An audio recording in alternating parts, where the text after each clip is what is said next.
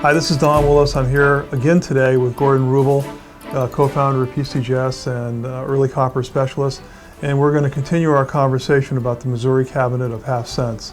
Just a reminder, this collection is being sold by Goldberg's on Sunday, January 26th in Los Angeles.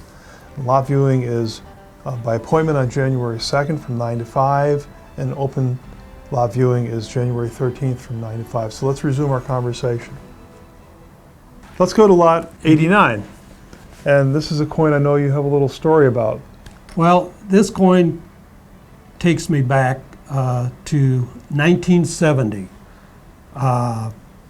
Jim McGuigan, who has maybe the second finest Mint State Beautiful collection, yes. Collection in the set registry, Right. found it in a unattributed in a Stax auction lot. He purchased the coin, and I met him at a local show. We hardly knew each other. He told me about the coin, and at that time, I was helping a very prominent half-cent variety collector in Michigan to put together.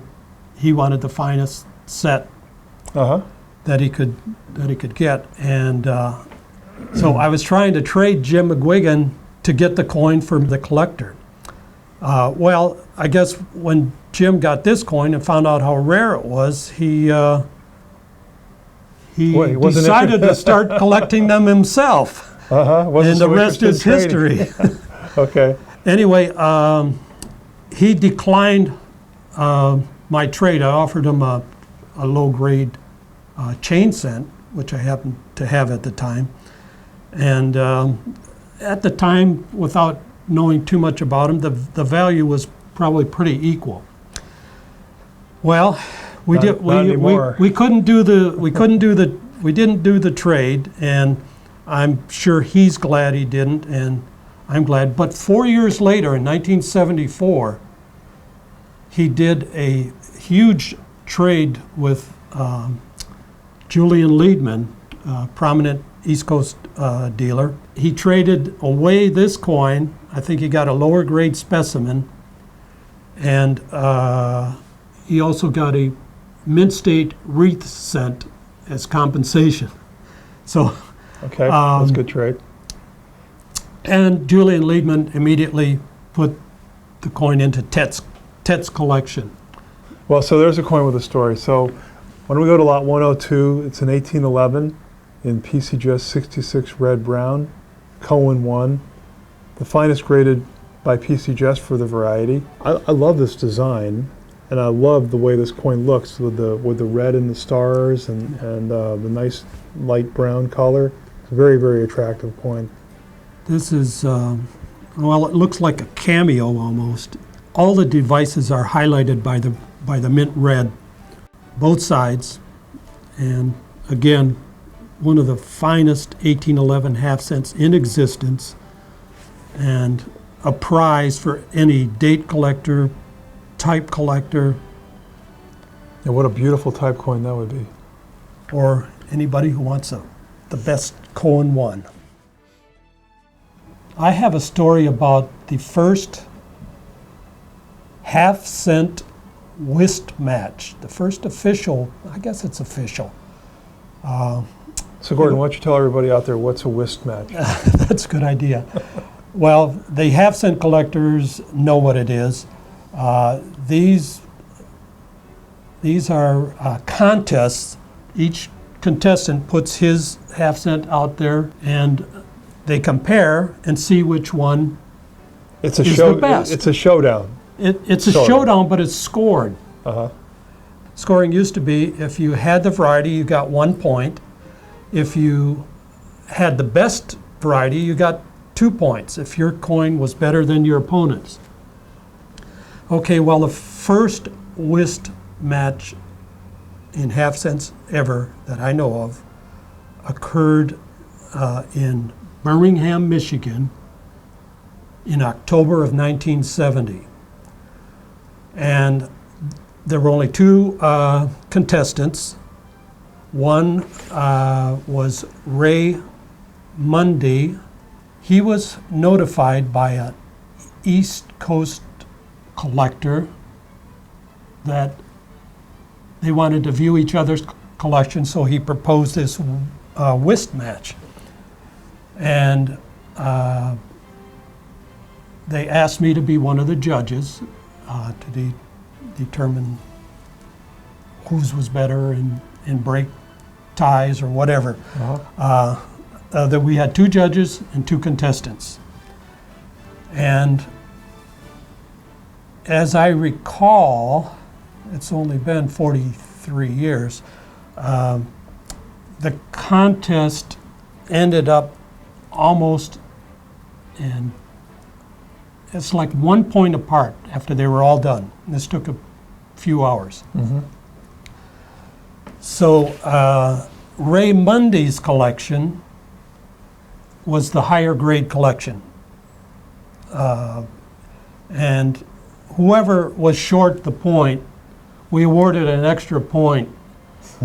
The East Coast collector's collection was the most complete. He had more varieties. So we called it a friendly draw, but the real purpose of the match was to take notes on each other's collections, and the East Coast collector turned out to be Roger Cohen.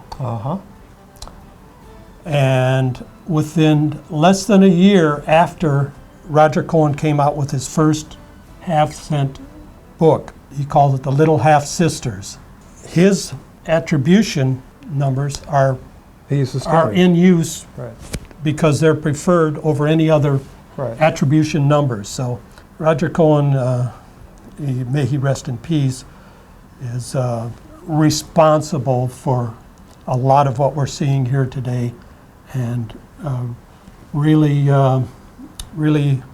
bit into Tet and made him go after more and more varieties and the higher grades, and they kept on upgrading till we ended up with this. Now, Gordon, you told me earlier that in the first edition of the Cohen half-cent book, the attributions weren't Cohen, they were a combination of 3 different names.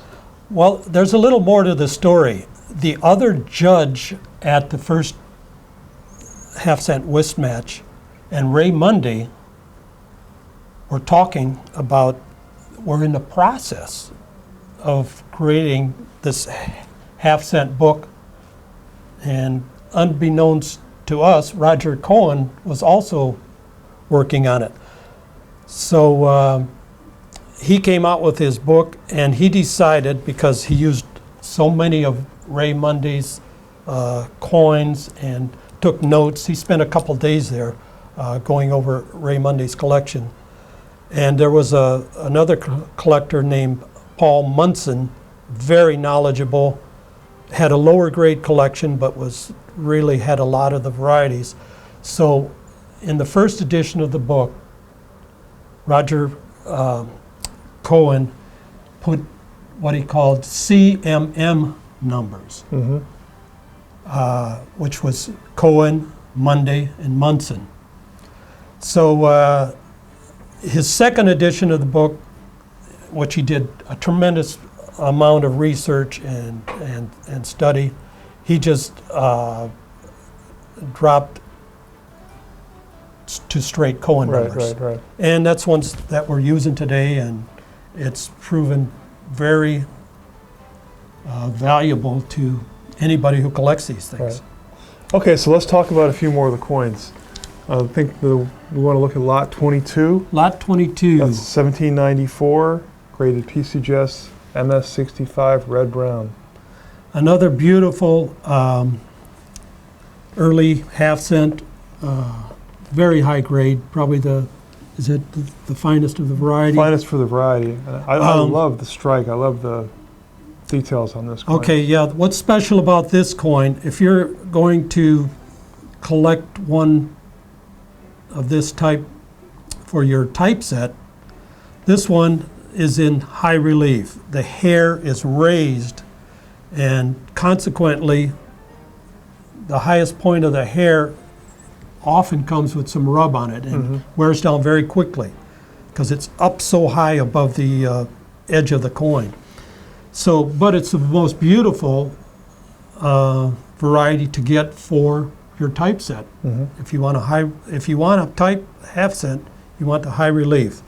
And this is one of the best ones ever. And I'm sure the competition will be great for a wonderful coin like this. Right, that's a Cohen 9, right? Cohen 9. Yeah. Really great detail.